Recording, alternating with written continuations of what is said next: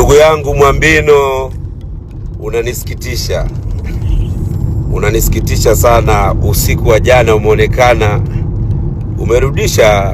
umerudisha majeshi kwa katoto kale.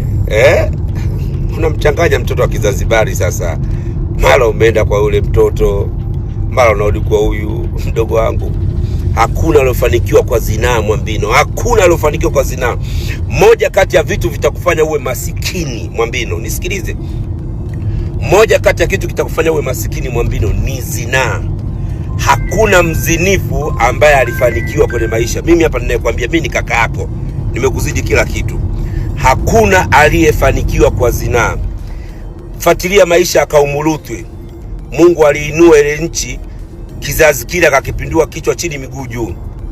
Hakuna aliyofanikiwa kwa uzinifu. Na unajua